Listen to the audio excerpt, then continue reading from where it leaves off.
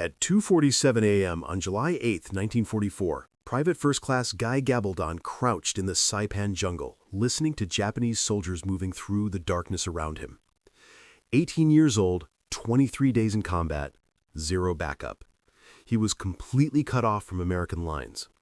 Ahead of him, 4,000 Japanese troops were assembling for what would become the largest Banzai charge of the Pacific War. Behind him, the cliffs where thousands of Japanese civilians would choose suicide over surrender. He had disobeyed orders to be here, again. His commanders had nearly court-martialed him twice already for his unauthorized evening patrols into enemy territory. Most Marines called it reckless. His captain called it suicide. Gabaldon called it necessary. Because he possessed something no other Marine in the 2nd Division had. Fluent street Japanese learned from the family he grew up with in East Los Angeles. And he was about to use it in a way that would either get him killed or change everything about how America fought this war. What happened over the next 15 hours would result in the single largest capture of enemy forces by one soldier in U.S. military history. 800 Japanese soldiers surrendering to a teenage Marine armed with nothing but a rifle, a few grenades, and the ability to speak their language. If you want to see how one Marine convinced 800 enemy soldiers to surrender when they were trained to die fighting, hit that like button. Subscribe if you haven't already. Back to Gabaldon. Guy Louis Gabaldon was born March 22, 1926, in East Los Angeles, California, fourth of 7 children in a Mexican-American family living in the barrios. By age 10, he was shining shoes on Skid Row to help feed his family. By age 12, he was running with the Mo Gang, a multi-ethnic street gang in one of LA's roughest neighborhoods. He learned to fight, to talk his way out of trouble, to read people instantly, to know who was dangerous and who was bluffing. These were not skills taught in Marine Corps basic training. They were survival skills from the streets. And they would save his life and the lives of thousands of others on a volcanic island 6,000 miles from home. At 12 years old, Gabaldon made a decision that would determine his fate in the war. He moved out of his family's home to live with the Nakano family, Japanese immigrants who had befriended him. Lane and Lyle Nakano were twins, hardworking, disciplined, everything Gabaldon wanted to be. Their parents welcomed him. For the next 5 years, he lived as a member of their family. He attended Japanese language school with their children every day. He learned to read and write Japanese characters. He learned customs, traditions, the proper way to show respect, the subtle ways Japanese people communicated. He absorbed the culture. He became functionally Japanese American while remaining ethnically Mexican American. Nobody else in his world had this dual identity. Nobody else was living between 2 cultures that would soon be at war. December 7, 1941, Pearl Harbor. Everything changed. President Roosevelt signed Executive Order 9066 3 months later. The Nakano family, Gabaldon's adopted family, was sent to Heart Mountain Relocation Center in Wyoming, one of 10 internment camps for Japanese Americans. Lane and Lyle Nakano would later volunteer for the 442nd Regimental Combat Team, the most decorated unit in U.S. Army history. Gabaldon was 15 years old, suddenly without a family again. He worked in an Alaska cannery for 2 years, saved money, waited until he turned 17. On March 22, 1943, his birthday, he walked into a Marine Corps recruitment office and enlisted. Basic training at Camp Pendleton. Standard infantry instruction. Then something unusual. The Marine Corps discovered Gabaldon spoke Japanese and sent him to the enlisted Marine Japanese language school at Camp Elliott in San Diego. Most of the students there were Caucasian officers being trained as interpreters. Gabaldon was enlisted, Mexican-American, and already fluent from living with the Nakanos. He did not speak the formal textbook Japanese the officers were learning. He spoke street Japanese, casual Japanese, the language real people used in everyday life. His instructors told him his Japanese was crude, grammatically incorrect, unsuitable for military intelligence work.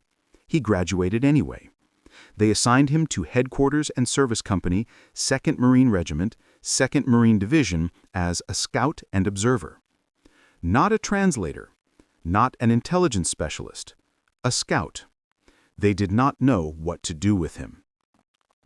June 15, 1944.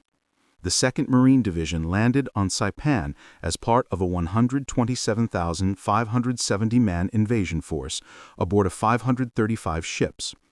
The island was 13 miles long, 5 miles wide, heavily fortified, defended by 31,000 Japanese troops under Lieutenant General Yoshitsugu Saito.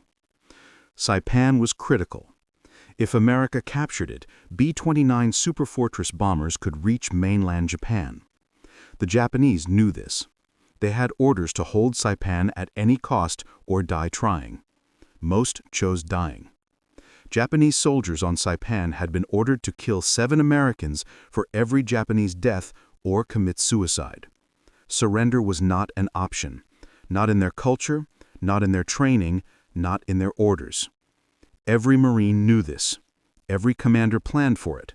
The estimate was 30,000 American casualties to take the island. Nobody expected prisoners. The fighting was brutal from day one. Accurate Japanese artillery hit the landing craft. Machine gun fire raked the beaches. Marines advanced through sugarcane fields where enemy soldiers hid in spider holes. Flamethrowers became the primary weapon for clearing bunkers. You didn't capture Japanese positions, you burned them out or blew them up. That was the reality of the Pacific War. June 17, 1944. Third night on Saipan. Gabaldon's unit was dug in near Charan Kanoa on the southwestern coast. The Japanese were launching nighttime infiltration attacks, trying to kill Americans in their foxholes. Everyone was on high alert. Gabaldon told no one where he was going. He simply grabbed his M1 Garand rifle, 3 grenades, and disappeared into the jungle at 11 p.m. He moved carefully, slowly, using techniques he had learned growing up in the streets of East Los Angeles. How to move without making sound, how to blend into shadows, how to sense danger before it found you. These were not Marine Corps tactics. These were street survival tactics, and they worked. He found a cave 300 yards from American lines. 2 Japanese soldiers were standing guard outside, smoking cigarettes, relaxed. They were not expecting an American to approach alone in the dark. Gabaldon positioned himself 20 yards away behind a fallen tree and called out in Japanese, "Teki ga kita! Teki ga kita! The enemy is coming! Americans everywhere! Get inside!" His Japanese was rough but functional. The guards reacted immediately, stamping out their cigarettes, grabbing their rifles, looking around confused. Gabaldon called out again, "You are surrounded. There is no escape. If you surrender now, you will not be killed. I promise you will be treated well." This was the gamble. Would they shoot at his voice, or would they listen? Would they believe an American speaking Japanese, or would they think it was a trap? Silence. Then one of the guards responded in Japanese, "Who are you? How do you speak our language?" Gabaldon moved slightly, made himself partially visible in the moonlight, showed he was American, showed he was alone. "I am a Marine. I lived with a Japanese family before the war. I do not want to kill you. Come with me. You will be safe." The conversation lasted 20 minutes. Gabaldon promising safety. The guards asking questions about American treatment of prisoners. Where would they be held? Would they be tortured? Would they be executed? Gabaldon answered every question honestly. He explained that America followed the Geneva Convention. Prisoners received food, water, medical care. He had no proof. He had no documentation. He only had his word and his sincerity. Finally, the 2 guards conferred with each other and agreed. They placed their rifles on the ground, removed their helmets, and walked toward Gabaldon with their hands visible. He gestured for them to walk ahead of him back toward American lines. As they approached the perimeter, he had them remove their white undershirts and wave them overhead so American sentries would not shoot. It worked. Gabaldon walked into camp at 1:30 a.m. with 2 Japanese prisoners. His platoon sergeant lost his mind. Where had Gabaldon been? Who authorized him to leave his position? Did he realize he could have been killed? Did he realize he could have been shot returning to camp? The sergeant threatened him with court-martial for leaving his post without orders.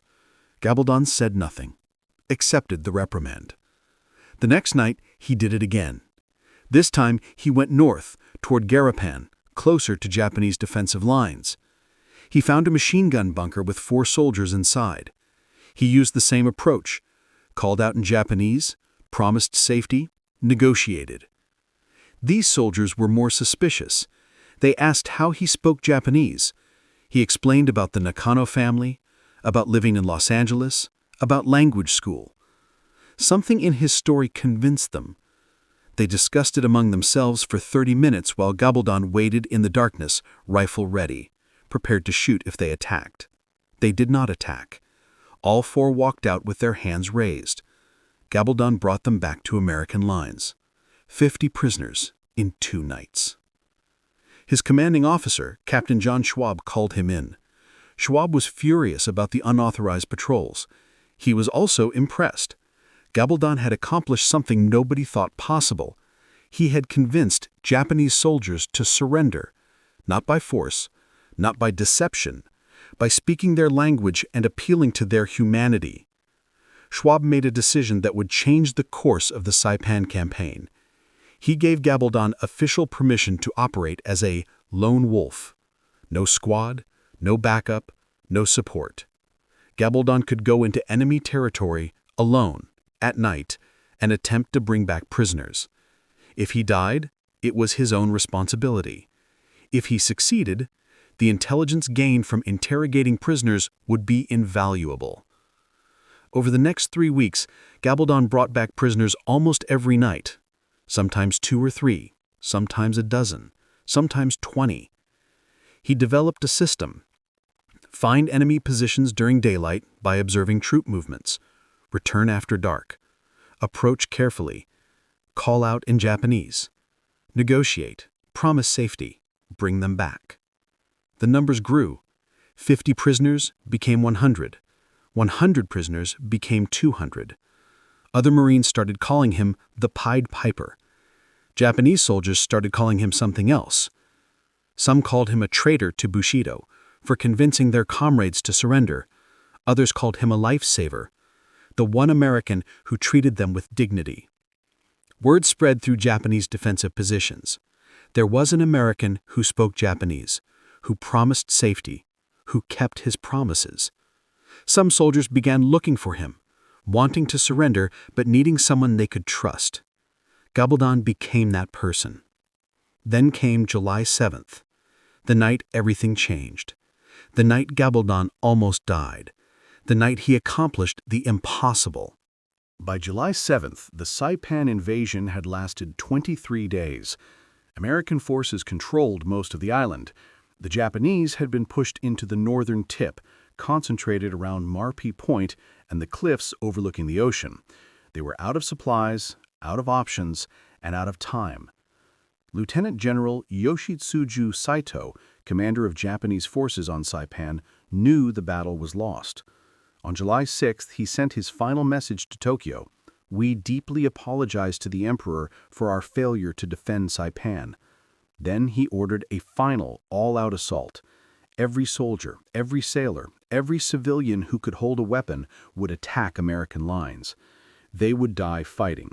This was Gyokusai, the shattering of the jewel, total annihilation in battle rather than surrender, the largest Banzai charge of the Pacific War. At 4:45 a.m. on July 7th, 4,000 Japanese troops charged American positions near Tonopag. They had rifles, swords, bayonets, bamboo spears, rocks. Some were wounded, some were drunk on sake, some were civilians, men and women and teenagers, convinced by Japanese propaganda that Americans would torture them. They screamed Banzai as they ran. The charge overran 2 Marine battalions and penetrated nearly a mile into American lines before being stopped by massed artillery fire. The fighting lasted 15 hours. When it ended, 4,300 Japanese were dead, 406 Americans were dead, 512 were wounded. It was the costliest single day of the Saipan campaign. Guy Gabaldon was behind enemy lines when the Banzai charge began. He had gone out on another unauthorized patrol the night before, July 6th, trying to locate a Japanese artillery position that had been shelling American supply dumps. He was moving through dense jungle near the northern cliffs when he realized Japanese soldiers were assembling in massive numbers around him. He could hear officers shouting orders. He could hear troops moving into attack formations. He knew what was coming, a massive assault, and he was trapped behind their lines with no way to warn his unit. When the charge began at dawn, Gabaldon went to ground. He crawled into a thick patch of jungle undergrowth and did not move for 15 hours.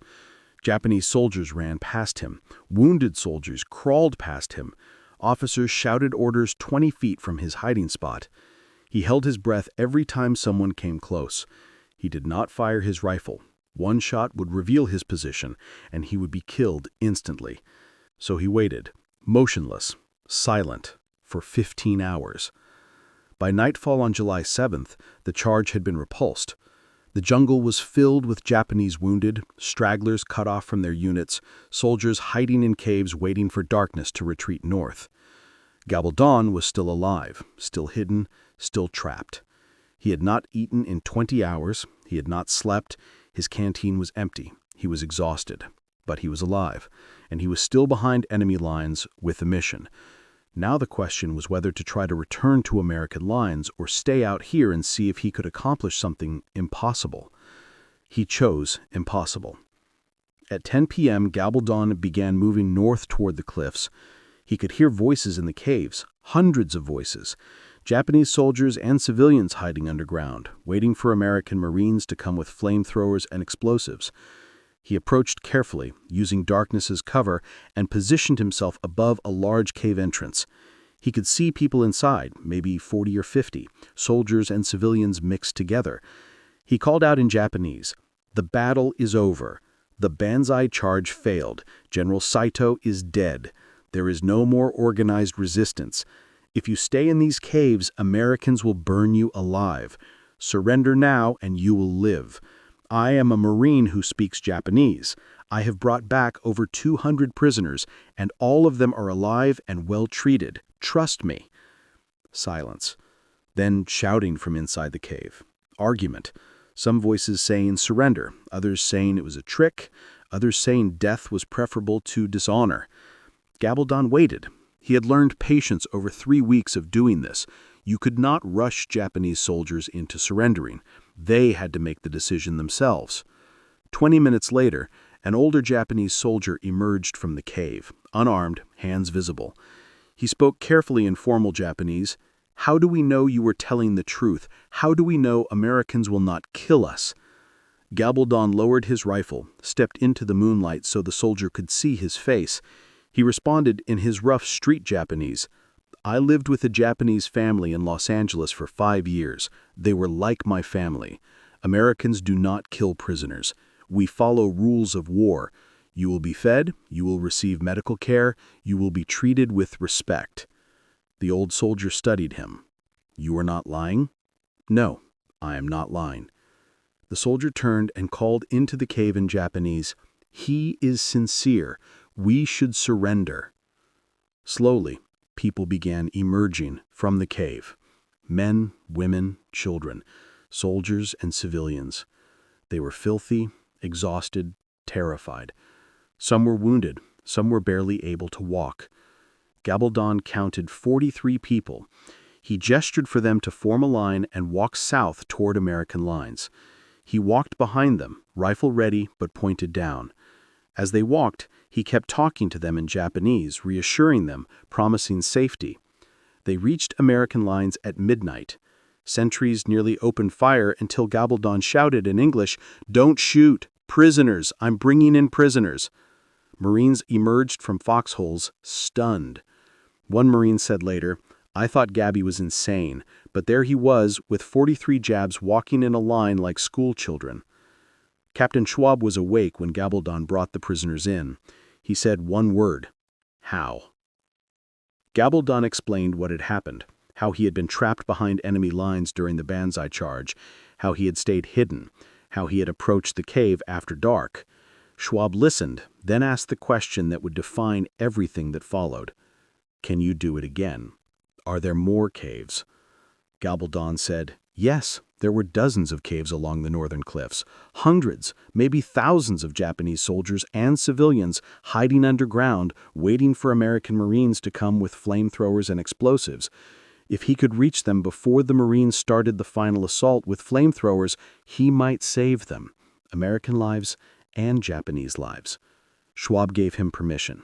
"Go, bring back everyone you can." Gabaldon did not sleep. He grabbed rations, refilled his canteen, loaded fresh ammunition, and went back out at 1 a.m. on July 8th, back into enemy territory, back behind the lines, back toward the cliffs. This time, he had a plan. At dawn on July 8th, Gabaldon was standing near the Marpy Point cliffs watching the ocean below. These were the cliffs where thousands of Japanese civilians would jump to their deaths over the next 48 hours rather than surrender to Americans. Banzai Cliff, Suicide Cliff, names that would become infamous.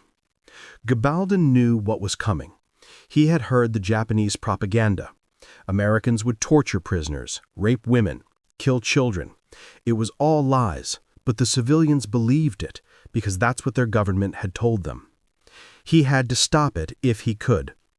He spotted 2 Japanese soldiers near the cliff edge, standing guard over a cave entrance. They looked young, maybe 19 or 20 years old. They were not combat soldiers. Support troops, clerks, supply personnel pressed into defensive positions in the final days. Gabaldon approached from their flank, moving slowly through tall grass until he was 30 yards away. He called out in Japanese, "Do not be afraid. I am not going to hurt you." Both soldiers spun toward his voice, rifles raised. Gabaldon stood up slowly, hands visible, rifle slung over his shoulder, non-threatening. "You know the battle is lost. General Saito is dead. The Banzai charge failed. Thousands died yesterday for nothing. Do you want to die too, or do you want to see your families again?" One soldier shouted back, "Americans will kill us." "No. I have brought back over 200 prisoners, all alive, all treated well. I lived with a Japanese family before the war. I understand your culture. I promise on my honor you will not be killed." The 2 soldiers conferred quietly. Gabaldon waited. Minutes passed. Finally, one soldier called out, "If we surrender, what happens?" "You walk with me to American lines. You are given food and water. You are sent to a prison camp in Hawaii. You stay there until the war ends. Then you go home." "Are you certain we will not be killed?" "I am certain." More discussion between the 2 soldiers. Then they lowered their rifles and walked toward Gabaldon. He gestured for them to walk ahead of him. As they walked, he asked them about the caves. How many people were hiding underground? How many soldiers? How many civilians? The soldiers told him there were hundreds of people in the caves along this section of cliff, maybe 1,000. They were terrified. They had no food, no water, no medical supplies. Some wanted to surrender, but the officers would not allow it. The officers said surrender was dishonorable, that everyone should jump from the cliffs or fight to the death. Gabaldon made a decision. He told the 2 soldiers, "I need your help. Go back to the caves. Tell everyone you were captured and the Americans treated you well. Tell them I am here. Tell them I speak Japanese and I will guarantee their safety. Tell them to come out. Tell the officers I am offering surrender with honor. Will you do this?" The 2 soldiers looked at each other. What Gabaldon was asking was dangerous. If they went back and the officers thought they were cowards, they might be executed. But if they didn't go back, hundreds of people would die. One soldier nodded. "We will try."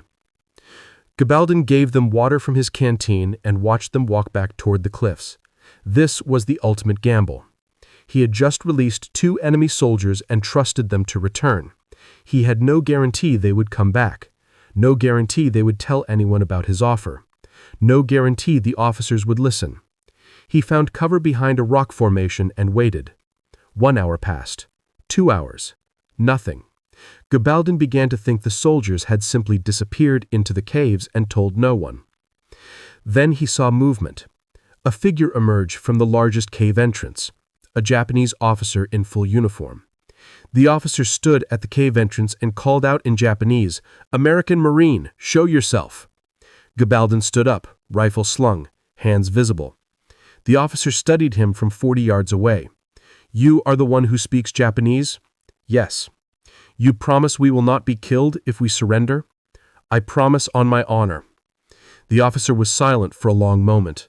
Then he turned and shouted into the cave in Japanese, "Everyone come out, we are surrendering." What happened next became legendary in Marine Corps history.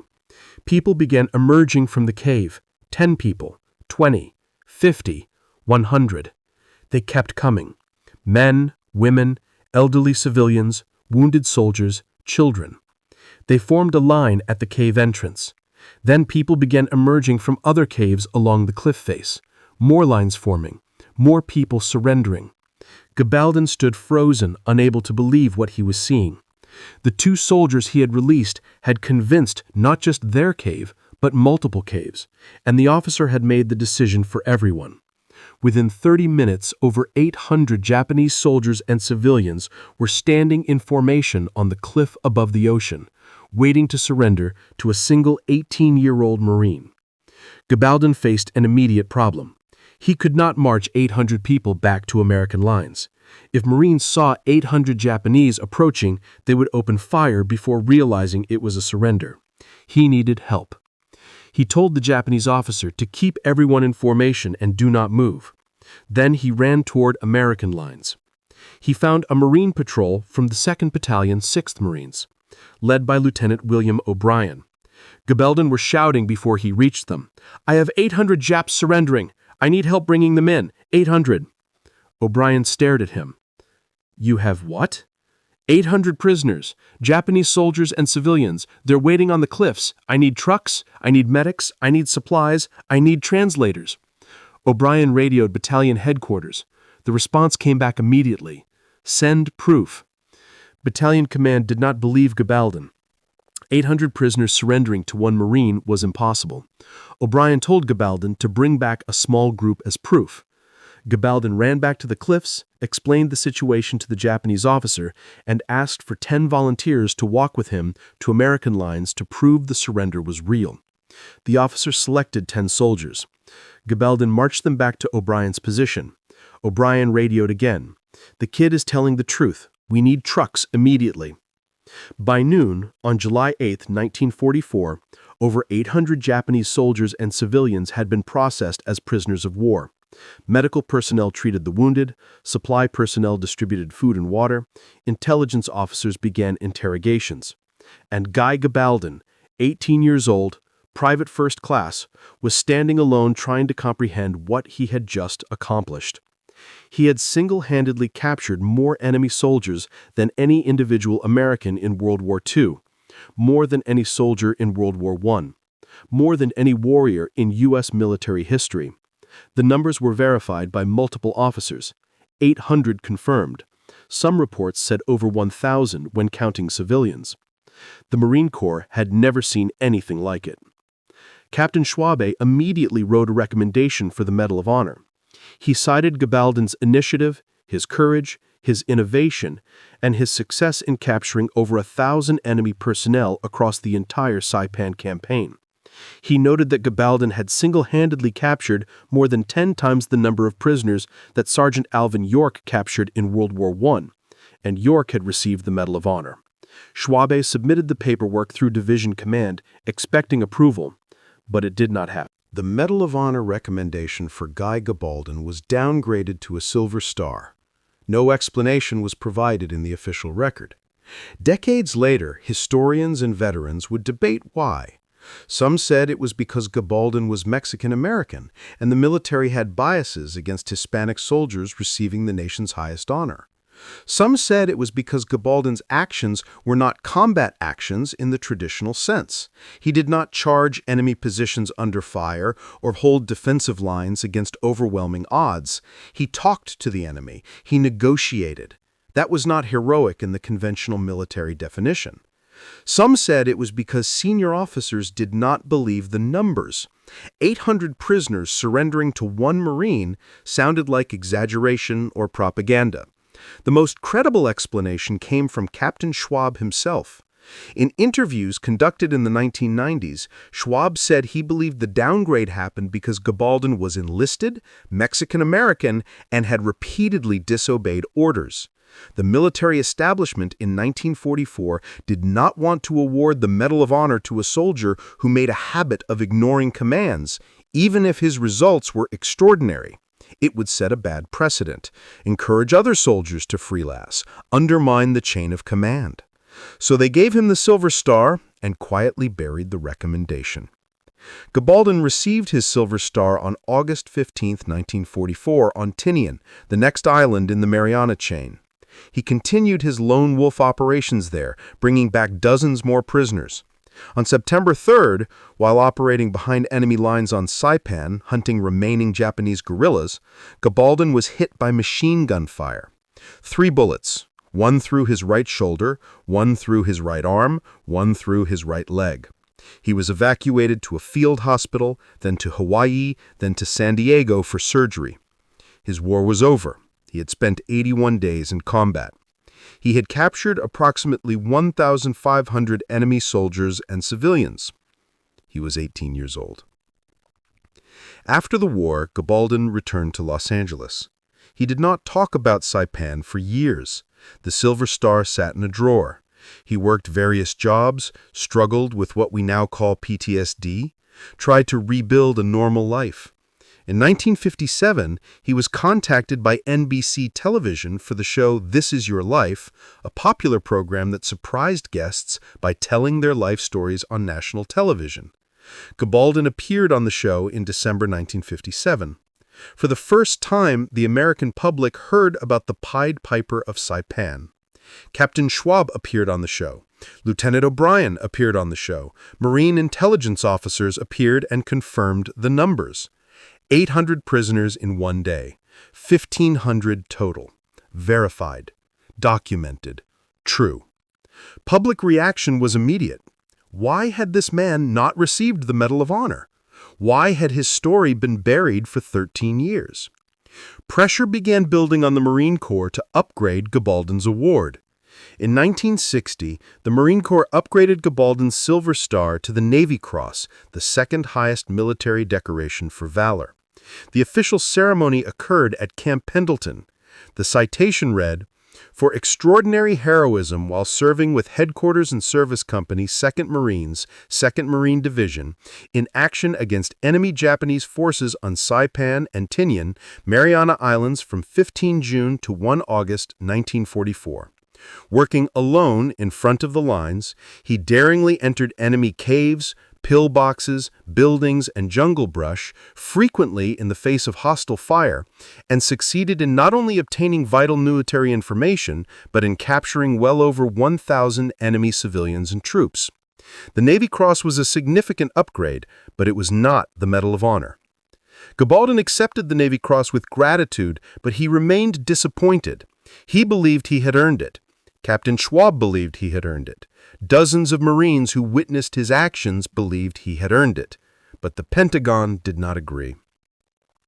In 1960, Hollywood released Hell to Enterty, a film about Gabaldon's life starring Jeffrey Hunter. The movie was reasonably accurate but took dramatic liberties. It portrayed Gabaldon's capture of 800 prisoners with Hollywood heroics, gunfights, explosions, narrow escapes. The reality had been less cinematic but more remarkable. Gabaldon had accomplished everything without firing a shot that day. He had used words, not bullets, empathy, not violence. The film introduced millions of Americans to his story, but also cemented misconceptions about how it happened. Over the following decades, multiple organizations lobbied for Gabaldon's Navy Cross to be upgraded to the Medal of Honor. The Congressional Hispanic Caucus submitted formal requests in 1990, 1998, 2002, and 2004. Each request was denied. The Department of Defense cited regulations requiring Medal of Honor recommendations to be submitted within 3 years of the action. Gabaldon's original recommendation had been submitted in 1944, but downgraded. According to Pentagon officials, once an award decision was made, it could only be overturned if new evidence emerged proving the original decision was based on false information. No such evidence existed. The decision was final. Guy Gabaldon died on August 31, 2006 in Old Town, Florida, of heart disease. He was 80 years old. He was buried with full military honors at Arlington National Cemetery. His grave marker reads, PFC Guy J. Gabaldon, U.S. Marine Corps, World War II, Navy Cross, March 22, 1926, August 31, 2006. Hundreds attended his funeral. Marines, veterans, family, friends. Captain Schwab spoke at the service. He was 88 years old. He told the mourners that Guy Gabaldon was the bravest Marine he ever commanded and deserved the Medal of Honor. The crowd applauded, but the Pentagon did not change its position. In 2024, a new petition was submitted to the Department of Defense requesting a posthumous upgrade to Medal of Honor. As of July 2024, the petition remains under review. The controversy continues. The story of Guy Gabaldon reveals something uncomfortable about military heroism. The armed forces reward specific types of courage, charging under fire, holding impossible positions, sacrificing yourself for others. Those are legitimate forms of heroism, but they are not the only forms. Gabaldon demonstrated a different type of courage, the courage to disobey orders when you know you are right, the courage to walk alone into enemy territory with no backup, the courage to trust that your enemy is human and can be reasoned with, the courage to save lives instead of taking them. That type of courage does not fit neatly into the Medal of Honor criteria as written in 1944. Maybe it should have been. Maybe the criteria should have been broader. Maybe Gabaldon's actions proved that heroism is more complex than we want to admit. What is undeniable is the mathematics. 800 Japanese soldiers and civilians surrendered to one Marine on July 8, 1944. Another 700 surrendered to him over the rest of the campaign. 1,500 total. Each one of those people went home after the war because Guy Gabaldon spoke their language and promised they would be safe. Each one of those lives mattered. That is the legacy. Not the Medal of Honor he never received, not the controversy over his awards, the 1,500 lives saved by an 18-year-old from East Los Angeles who refused to accept that the enemy was not worth talking to. That is what makes the story of Guy Gabaldon legendary.